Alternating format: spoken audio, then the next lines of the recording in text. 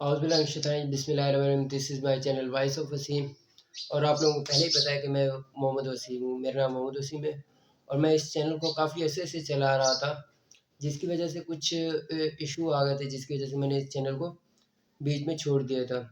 Now अब हम दोबारा अपने उस कहते हैं रिदम की तरफ आ रहे हैं, आहिस्ता आहिस्ता वीडियो अपलोड कर रहे हैं। आज का जो हमारा टॉपिक है, जिसके बारे में जो गवर्नमेंट के थ्री मेन ऑर्गन के बारे में, तीन मेन ऑर्गन के बारे में, उनका काम, बहुत सारे लोग इनमें कंफ्यूज हो जाते हैं। इन थ्री मेन ऑर्गन्स के बारे में, what is difference between main organs of the government के मेन ऑर्गन्स क्या है और मतलब कि इनका काम क्या है, डिफरेंस इनमें क्या है, डिफरेंस इनमें क्या है। तो people are worried about that. इसके बारे में लोग बहुत ज़्यादा कंफ्यूज हो जाते हैं या परेशान हो जाते हैं कि इनमें डिफरेंस क्या है, क्या काम है। पहले देखते हैं कि ये तीन ऑर्गन है क्या। यहाँ पर लिखा हुआ कि मेन ऑर्गन में से सबसे पहले है लेजिस्लेटिव, दूसरे नंबर पे एग्जेक्टिव, तीसरे नंबर पे judiciary. These three are the main organ of a government. यही तीन मेन ऑर्गन गवर्नमेंट के ऑर्गन है जिसके ऊपर गवर्नमेंट, किसी भी मुल्क की गवर्नमेंट काम करती है। इवन फॉर एग्जांपल पाकिस्तान की गवर्नमेंट, इंडिया की हो गई या कोई भी गवर्नमेंट हो गई, इन्हीं तीन ऑर्गन्स के ऊपर, यही तीन ऑर्गन्स है जो गवर्नमेंट के मेन ऑर्गन है जो काम करते हैं। सपोज हम कर लेते हैं, अगर इनको समझना है तो हम एक एग्जांपल ले लेते हैं। A law for free education all government schools has to be made.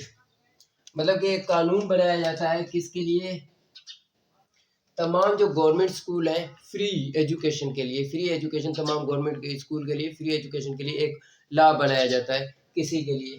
तो उसमें किस तरह वर्क करती है लेजिस्लेटिव, एग्जेक्टिव और जुडिशरी। जुडिशरी का क्या काम है उसमें, एग्जेक्टिव का क्या काम है और लेजिस्लेटिव। सबसे पहले लेजिस्लेटिव का काम क्या है, टू फ्रेम लॉस। मतलब कि ये लॉ क्या करती है, फ्रेम करती है, लॉ बनाती है, मेड करती है, बनाती है। पार्ट ऑफ लेजिस्लेटिव के पार्ट कौन कौन से, एक प्रेसिडेंट है, upper house and lower house, ये है पार्ट्स। ये क्या करती है लेजिस्लेटिव टू फ्रेम लॉज। इसके पार्ट्स कौन कौन से, parts of legislative, president, member of upper house, member of lower house, president of Pakistan. इसके बाद पार्लियामेंट में आपको पता है upper house and lower house. उसके बाद है उसके बाद है executive. What is work of executive का work, it is the responsible of the executive to implement it. मतलब कि जो लॉ क्या बनाता है, लेजिस्लेटिव बनाता है, उसको क्या करता है, इम्प्लीमेंट करना किसका काम है, वो एग्जेक्टिव के कौन कौन से पार्ट है, प्रेसिडेंट है, president of Pakistan, vice president of Pakistan, prime minister of Pakistan, council of ministers, attorney general of Pakistan, ये इसके मेंबर्स हैं एग्जेक्टिव के। उसके बाद है जुडिशरी का क्या काम है, to ensure this and interpret the law. मतलब कि is this law correct according to the constitution. Judiciary का काम ये है कि ये कॉन्स्टिट्यूशन में देखता है कि लॉ जो है वो आया कि करेक्ट है, कॉन्स्टिट्यूशन के मुताबिक ये करेक्ट है, इंटरप्रेट करता है, उसकी तशरीह करता है और इंश्योर करता है उसको। इस दिस वर्क इज जुडिशरी, ये काम जुडिशरी का है। जुडिशरी के पार्ट कौन कौन से, all the courts of Pakistan are the part of a judiciary, ये जुडिशरी के पार्ट है। और यहाँ पर these three organs are separated, यही तीन ऑर्गन सेपरेटेड है। सबसे पहले देखते हैं लेजिस्लेटिव टू फ्रेम लॉ, उसके बाद एग्जेक्टिव इम्प्लीमेंटेड लॉ और उसके बाद है जुडिशरी। जुडिशरी क्या है, इंटरप्रेट लॉ। तो इसके बाद हम लोग पढ़ते हैं इम्पोर्टेंट नोट क्या है, all keeps checks and balance with each other। ये तमाम, ये जो तीन ऑर्गन्स है, ये चेक एंड बैलेंस क्या करते हैं, एक दूसरे के ऊपर चेक्स एंड बैलेंस रखते हैं। सबसे पहले देखते हैं लेजिस्लेटिव चेक्स रखती है एग्जेक्टिव और जुडिशरी पे, और जुडिशरी चेक रखती है एग्जेक्टिव और लेजिस्लेटिव पर। अगर एग्जेक्टिव भी दोनों पर क्या रखती है, चेक्स रखती है।